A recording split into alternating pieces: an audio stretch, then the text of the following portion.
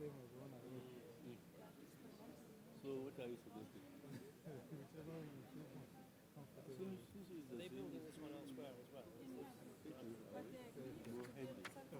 Yeah.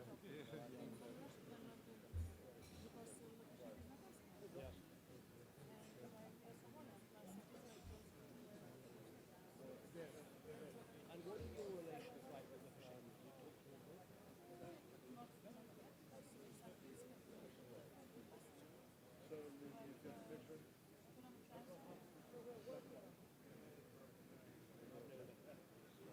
And I've never been.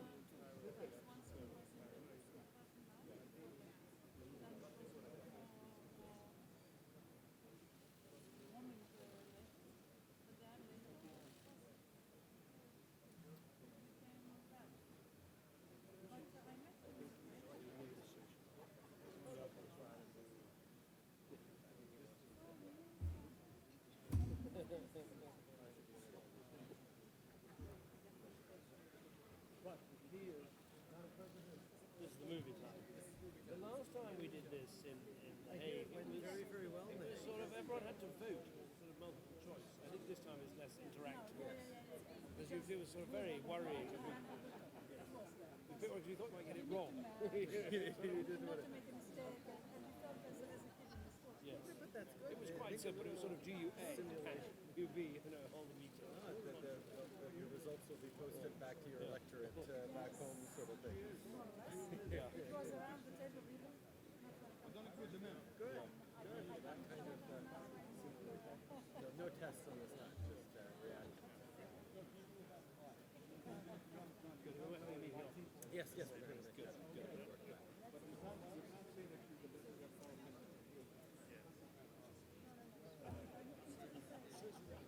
Who's going to be the next UN Secretary General? What do we think? Commissioner Georgieva, for example?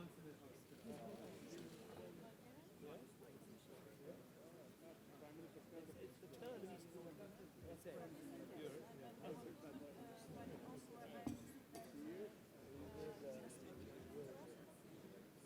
Yes, they're trying to. Yes. New Zealand, former Prime Minister.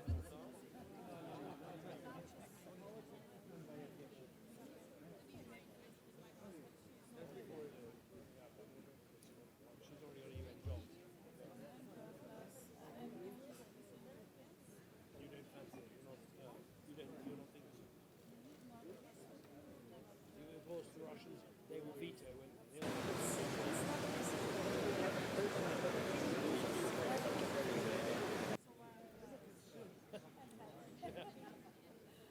It's a terrible job. Yes.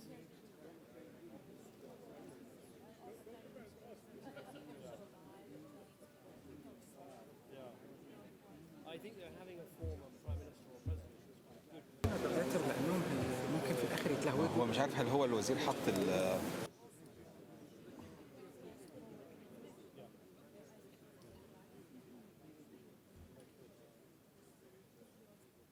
You do.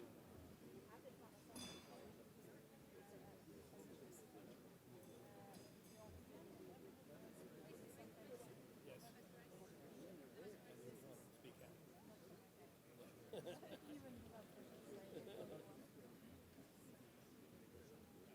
Yes, I don't know what the Russians will think of Bulgarian candidates, whether they will.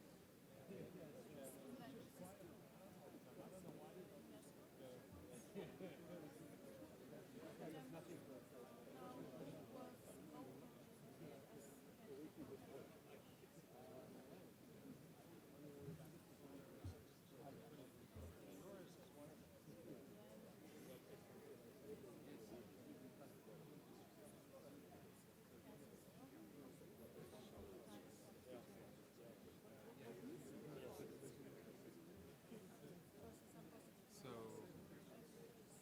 are we on the list? No, there is no. That might be left over from last. But you hit. That means it should be. Yeah, you hit the mic button and it cues you on the list. Okay. Okay. So I think 6 requests we are in. Wait, are you on? Yeah, you're already So on. 7 chicken number 2. Very second. Yes.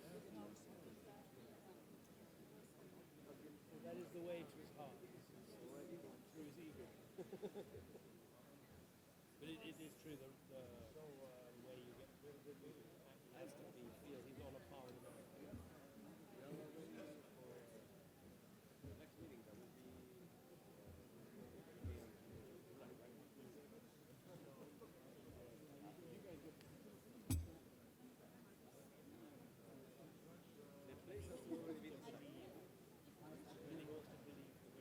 But we'll see what happens. What do you think in Ukraine? I think there's any progress towards Minsk. I think the fighting will build up again. Yes. Yeah. More.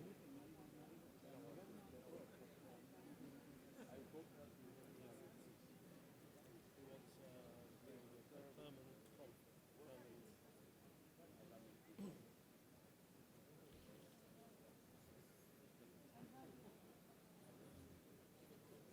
Should be okay, it's quite close. It's because of the migration crisis, economic problems in Europe. Yes,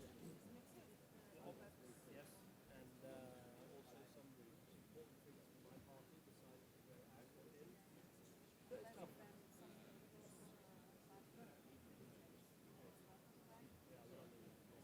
He was agreed with the European countries in, and then he well, I think we'll be okay. It's close.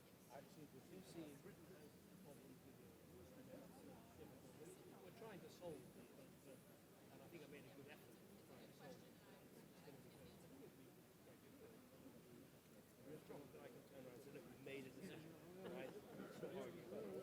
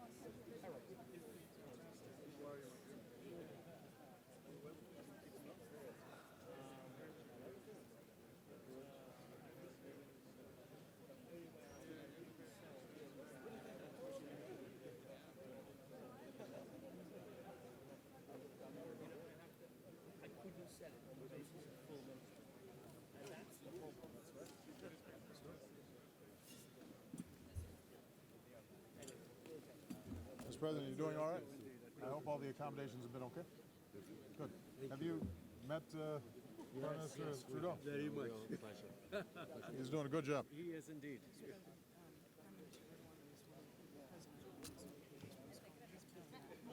Yeah, that's why I called on him earlier. He asked me. His minister had a statement that was for terrorism.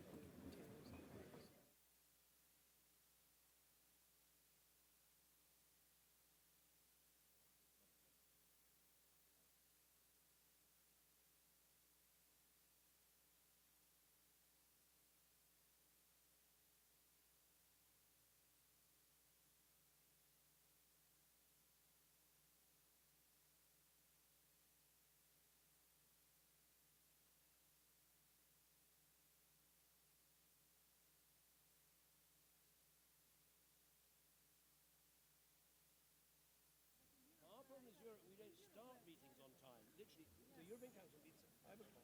It never starts. At 6. It's very, And finishes even twice late. Finished at 4 in the morning. Good afternoon, everybody. If we could get started. If everybody could take their seats, please.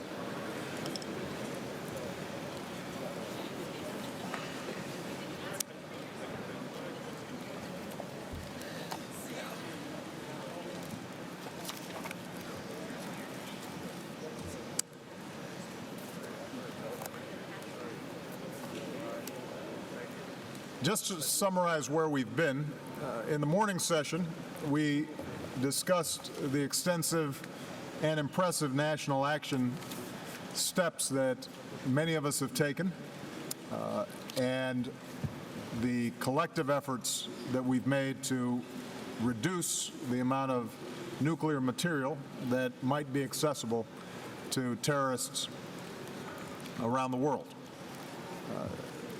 During lunch, we focused on international institutions, and I was heartened by our collective commitment to ensure that the IAEA, Interpol, the United Nations, and the various coalitions that have formed are properly resourced and supported by various nation states in order for them to be able to carry out the ongoing work that will be required to ensure that the commitments and pledges and practices that we have put into place during the course of these nuclear security summits carry forward. This afternoon's session turns the focus on the terrorist networks themselves. It tells us the possible consequences of terrorists obtaining and using a weapon of mass destruction. Fortunately, as I've said this morning, no terrorist group has yet succeeded in getting their hands on a nuclear device.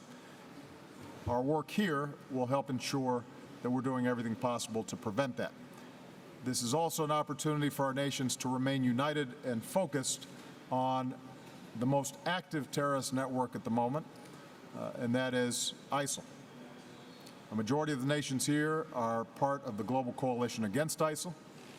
A number of our countries have been targeted by ISIL attacks. Just about all of our nations have seen citizens join ISIL in Syria and Iraq. So this is a threat to us all. In Syria and Iraq, ISIL continues to lose ground. That's the good news.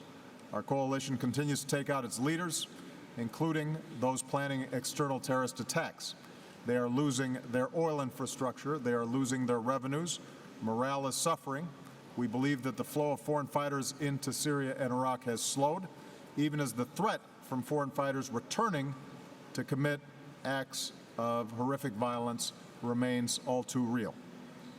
In fact, as ISIL is squeezed in Syria and Iraq, we can anticipate it lashing out elsewhere, as we've seen most recently and tragically in countries from Turkey to Brussels.